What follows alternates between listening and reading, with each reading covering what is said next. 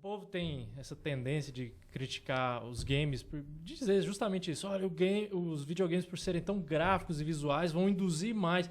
Cara, séries, filmes... Extremamente cada vez mais explícitos.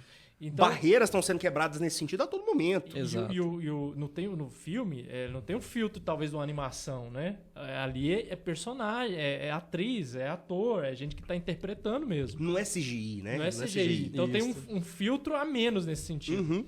E aí olham para a nossa indústria com esse desdém, dizendo, tá vendo? Isso está tornando as pessoas mais violentas.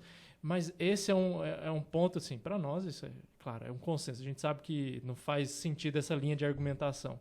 Mas é justamente para mostrar, olha, da mesma maneira que você está consumindo outras mídias e você tira o valor delas quando você assiste e aprecia um filme, uma série, uma pintura, o que quer que seja, quando nós jogamos videogames, nós fazemos isso também. Nós estamos extraindo aquilo que é bom e aquilo que nos diz assim, cara... Graças a Deus que tem videogame. É verdade. E ele comunica a cultura, né? Ele comunica essa cultura, porque você passa a pensar por perspectivas que você não pensava antes. Exatamente. Sim. Porque ele te coloca em posições desconfortáveis. E o desconforto é muito bom pra gente. Se a gente não estiver desconfortável, a gente não reflete, a gente não tem uma ação de mudança. A gente não tem nada. Se a gente tá confortável demais, a gente tá acomodado demais. E tem essa função de te colocar em posições ruins. Até mesmo no Call of Duty, quando você vai jogar uma campanha, ele sempre te coloca, aquela No Russian. Eu não sei se vocês lembram dessa missão. É uma que você entra no aeroporto né? E você tem que matar um monte de inocente, cara. E aí o jogo te dá um disclaimer, pergunta se você quer jogar essa missão, ela e tal. Eles têm todo esse cuidado, mas ainda assim... Aquilo não pode transparecer para sua vida. Aquilo ela gera uma reflexão, e isso é muito importante. Mas, Estevão, ela não pode ser transposta para nossa vida. Exato. É interessante que não apenas essa questão do controle também, mas você vê que a indústria ela tem ondas, ela tem fases.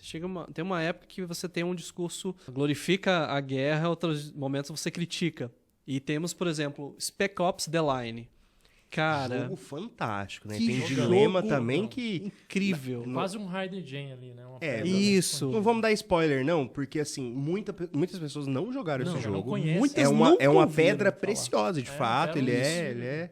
Ó, aproveitem Jogue. a retrocompatibilidade do Xbox. Também, tem no PC. É porque assim, quem não tem PS3 não consegue mais jogar ele no PlayStation, tem né? No PC também. Tem para PC e tem para Xbox via retrocompatibilidade. Muito bom. Spec Ops The Line, cara, ele faz uma crítica maravilhosa. Se eu contar mais, estraga a experiência, mas é uma das melhores experiências que eu tive na minha vida com a mídia nessa questão de reflexão, de crítica. Guerra, né? Exato. E assim, é interessante a gente ver também como que, de novo, falando em ondas, que chega um certo momento que a indústria se encheu de simulador de pai triste, né? Sim. De repente, The Last of Us, de repente, God of War virou pai, Death Stranding, e você tem um monte de coisas assim. Por quê? Porque os criadores, os produtores se tornaram pais.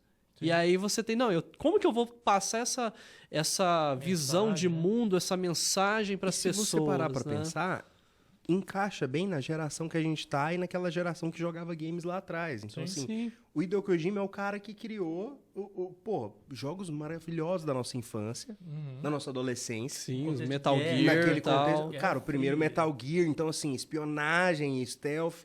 Eu fui introduzido no stealth por Metal Gear. Também. Eu acho que assim, é quase um consenso para quem joga naquela época. Joga Splinter Cell, mas por que eu tô falando isso? Porque... Esse fato dessa tendência, desse momento de simulador de pai triste, encaixa com o momento de paternidade das pessoas que jogaram aqueles jogos na adolescência. Exato. E eles tiveram essa sensibilidade para falar, isso aqui vai comunicar com a galera. Isso vai comunicar com a galera. Então, a indústria cria essa tendência também. Né? E ela gera essa reflexão também.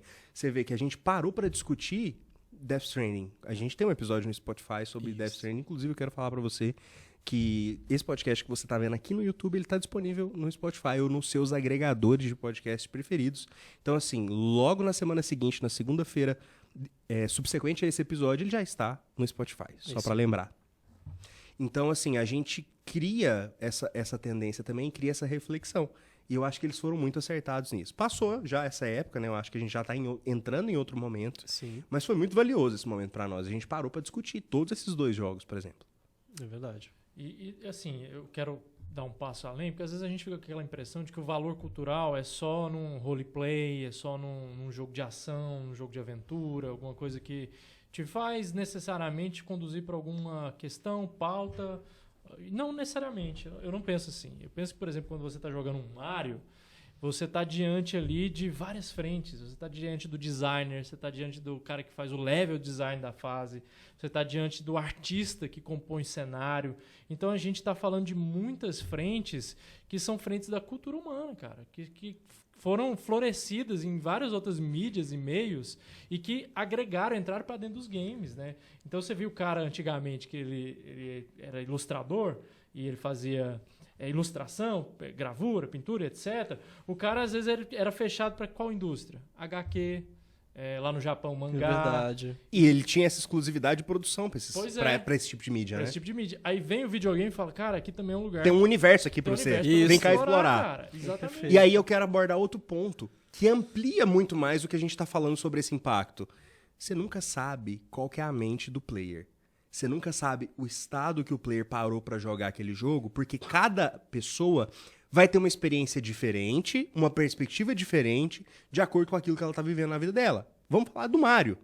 Se o cara vai jogar um Mario, eu acabei de chegar em casa, eu tô muito cansado, eu preciso relaxar e vou jogar um Mario. O que ele vai observar? Qual que é a visão desse cara? Exatamente, é diferente do cara que acorda cedo num sábado, tá super animado e vai jogar um Mario. O que ele vai perceber do jogo pode ser o mesmo jogo, mas a percepção, a observação vai ser diferente. Sim. Então, olha a dimensão que isso pode tomar quando a gente fala de jogos com storytellings mais elaborados. Com certeza. Eu citei isso no episódio passado. The Last of Us Part 2 pegou todo mundo porque o contexto pandêmico era muito forte. Talvez em outro contexto não teria esse mesmo impacto que ele teve. Não sei, a gente está conjecturando. Mas eu imagino que os olhos de quem joga, do player, depende muito do estado mental e aí o que ele vai perceber, o que ele vai receber daquele jogo. E aí entra naquilo que você falou, das várias frentes possíveis de observação. Sim. Então, assim, você tem uma gama de possibilidades para olhar, para observar e para assimilar isso. Cara,